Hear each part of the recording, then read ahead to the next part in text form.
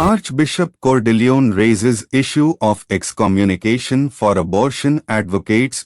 Calling abortion the most pressing human rights challenge of our time, Archbishop Salvatore J. Cordileone on Sunday invoked the excommunication of prominent Catholic segregationists in the early 1960s as an example of a legitimate response to Catholic politicians who support a great moral evil. In an op-ed published in the Washington Post, the leader of the Archdiocese of San Francisco pushed back against recent statements by Catholic politicians who have denounced a new state law in Texas that prohibits abortions after 6 weeks of pregnancy. The op-ed doesn't mention any politicians by name, and it stops short of advocating excommunication for any specific pro-abortion politicians. President Joseph Biden and House Speaker Nancy Pelosi, who lives in the San Francisco Archdiocese, are among the Catholic political leaders who have come out strongly against the Texas law. In the op-ed, Archbishop Cordileone draws a parallel between the abortion politics of today and the institutional racial discrimination that existed in the United States in the mid-20th century.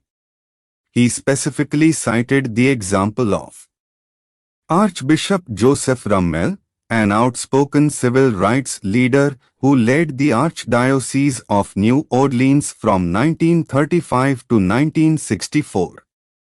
Rummel did not stay in his lane. Unlike several other bishops throughout this country's history, he did not prioritize keeping parishioners and the public happy above advancing racial justice, Archbishop Cordileone wrote. Instead, he began a long, patient campaign of moral suasion to change the opinions of pro-segregation white Catholics. Archbishop Rummel's campaign included admitting to black students to New Orleans Notre Dame Seminary in 1948. 3 years later, he ordered the removal of white and colored signs from Catholic churches in his archdiocese.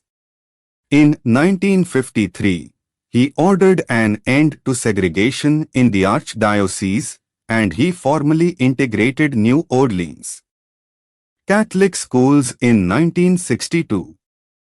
Many white Catholics were furious at this disruption of the long-entrenched segregationist status quo, Archbishop Cordileone wrote. They staged protests and boycotts.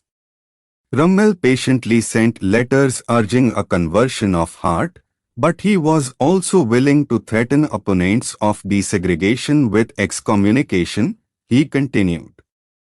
On 16 April 1962, he followed through, excommunicating a former judge, a well-known writer, and a segregationist community organizer. 2 of the 3 later repented and died Catholics in good standing, the Archbishop wrote. Was that wrong? Was that weaponizing the Eucharist? Archbishop Cordileone asked in the op-ed. No, Rummel recognized that prominent, high-profile public advocacy for racism was scandalous, it violated core Catholic teachings and basic principles of justice, and also led others to sin. Archbishop Cordileone noted that Texas is providing $100 million to fund pregnancy centers, adoption agencies, and maternity homes while also providing mothers who want to keep their babies with free counseling, parenting help, diapers, formula and job training. You cannot be a good Catholic and support expanding a government-approved right to kill innocent human beings. The answer to crisis pregnancies is not violence but love, for both mother and child, he wrote. This is hardly inappropriate for a pastor to say, Archbishop Cordileone concluded. If anything, Catholic political leaders' response to the situation in Texas highlights the need for us to say it all the louder.